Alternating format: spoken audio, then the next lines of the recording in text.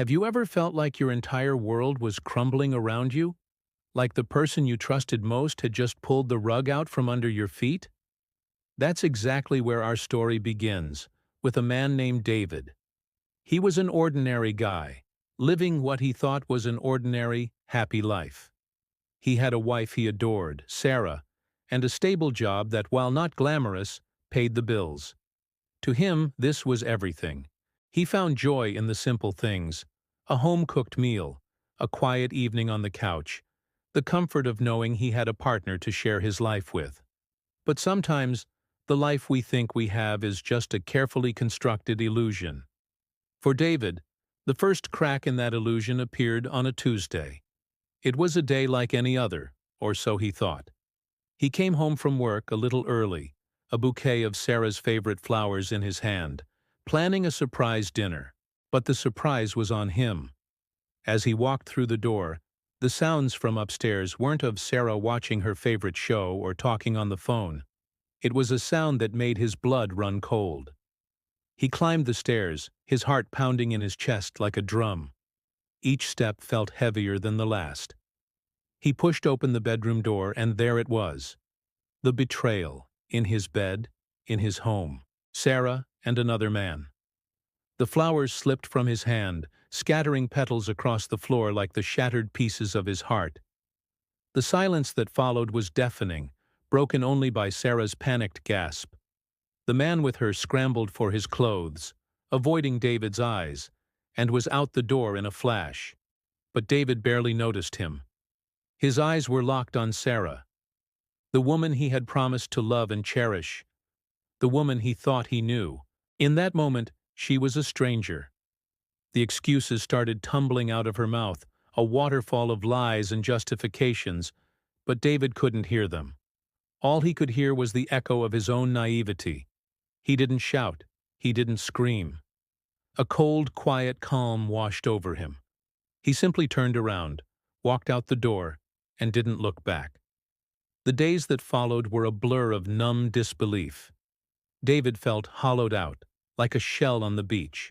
He went through the motions of life: work, eat, sleep, but he wasn't really living. Every corner of his home, every shared memory was now tainted. He saw her ghost everywhere. He'd hear a song they used to love and have to pull his car over. He'd see a couple holding hands and feel a pang of jealousy so sharp it took his breath away. The pain was a physical thing, a constant weight on his chest. His friends and family rallied around him, offering words of comfort and support. "You're better off without her," they'd say.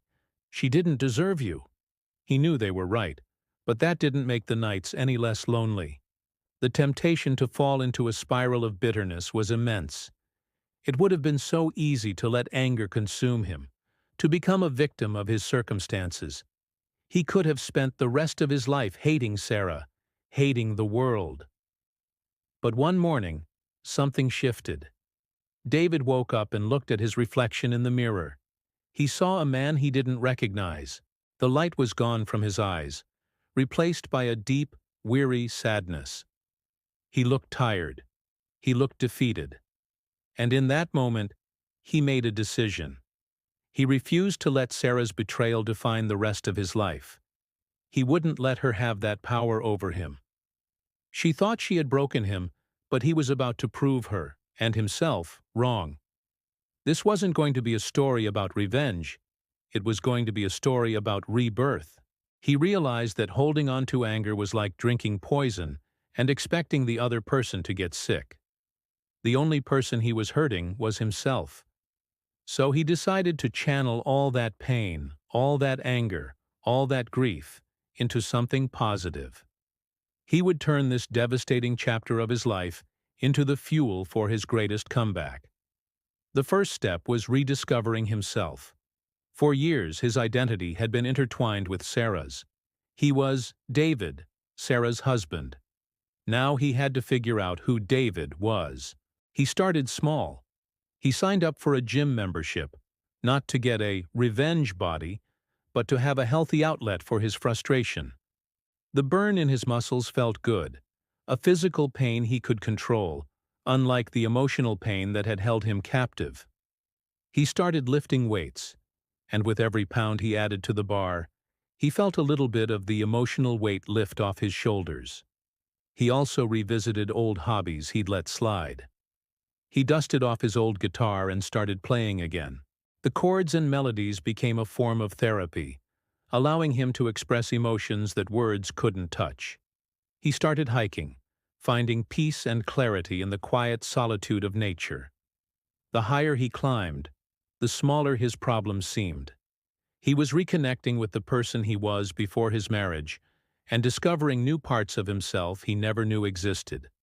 This journey wasn't just about physical and creative pursuits. David realized he needed to invest in his professional life too. He had been complacent in his job for years, content to just get by. Now, he saw it as an opportunity for growth. He enrolled in online courses to update his skills.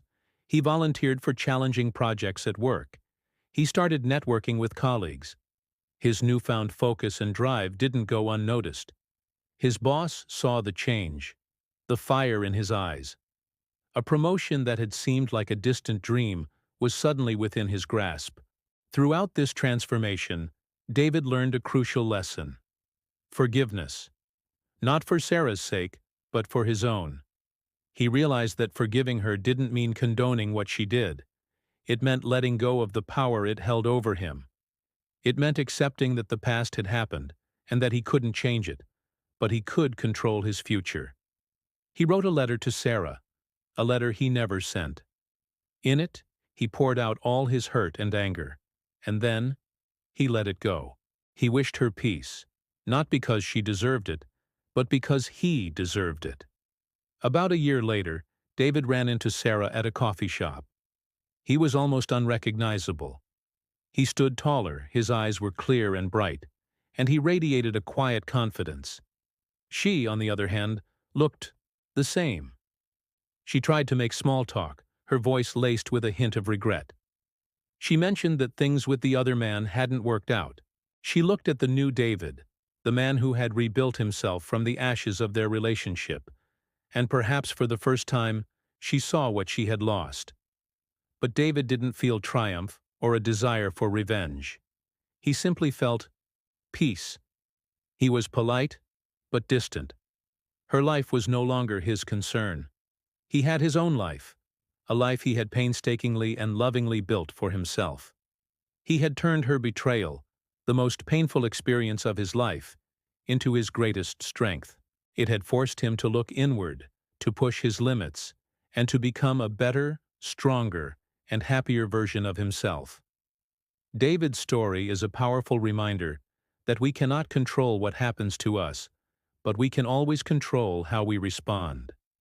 Heartbreak can either break you, or it can be the catalyst that breaks you open, revealing a strength you never knew you had. He chose strength. He chose to build a new foundation, not on the ruins of the past, but on the promise of a brighter future. And that's a choice we all have the power to make. Thank you so much for watching. If this story resonated with you, please hit that like button and subscribe for more content that inspires and uplifts. We'd love to hear your thoughts in the comments below. Have you ever turned a painful experience into a source of strength? Share your story with our community. Until next time, take care and keep building your best life.